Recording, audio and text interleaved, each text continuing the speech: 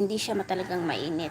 And then, hindi na rin ako nagluluto doon guys ng lunch, breakfast at saka dinner sa kusina kasi may exhaust pa naman pero hindi talaga siya makukuha talaga yung init. So may init pa rin doon sa sala pupunta. So hindi ako nagluluto dito sa terrace guys para hindi mainit sa baba. So nasubukan namin matulog sa sala. Gustong gusto nila sa sala guys kahit isang electric fan lang, malamig daw. Tapos ang ginagawa ko na lang, binubuksan ko yung screen door kasi nakalock naman ang main gate. Binubuksan ko lang para kung ang hangin kasi guys dito sa terrace, banda doon sa wall, parang bumababa siya sa hagdanan, pasok doon sa pasok sa sala kasi nakabukas yung nakabukas yung screen door. So malamig na siya guys. And then doon the other night, sabi ng mga bata, sabi ko, pag walang pasok, hindi ako makakilos in the morning kasi nagigising sila so 11 o'clock.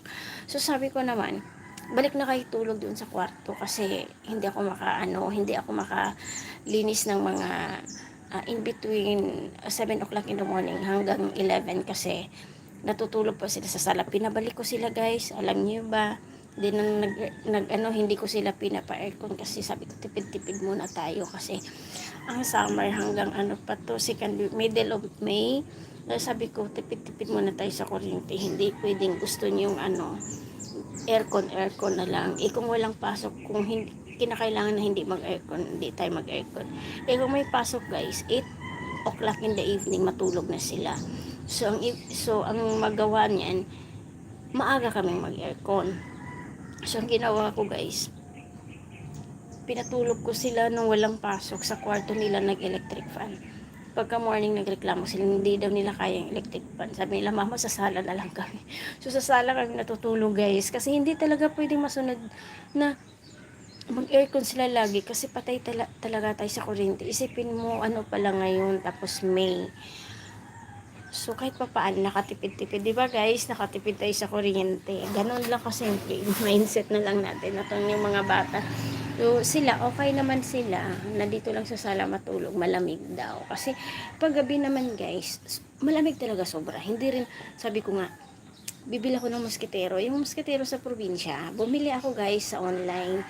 Nung bumili ako, sabi ko nga, doon tayo sorry, doon tayo matulog sa terrace. Kasi malamig talaga dito guys, pag gabi. Ang problema ko lang dito, ang daming lamok. Iwan ko ba ba't ang daming lamok? Ikunti lang naman yung halaman ko.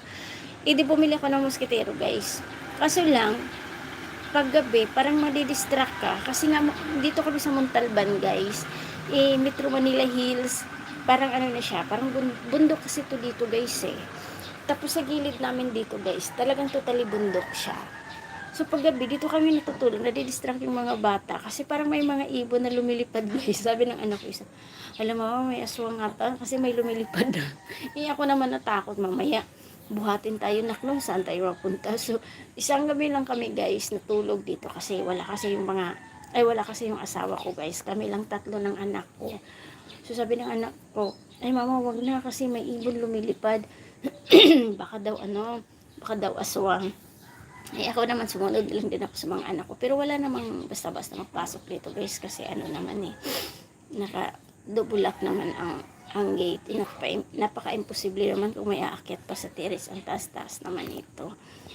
So yun guys. Tingnan mo yung industrial fan ko guys. Alam niyo ba, itong industrial fan na to guys, malakas to sa hangin. Siguro sa sobrang init, ayaw na niya umikot, tumutunog na lang siya. Hindi ko lang alam kung kailangan siya lagyan ng oil.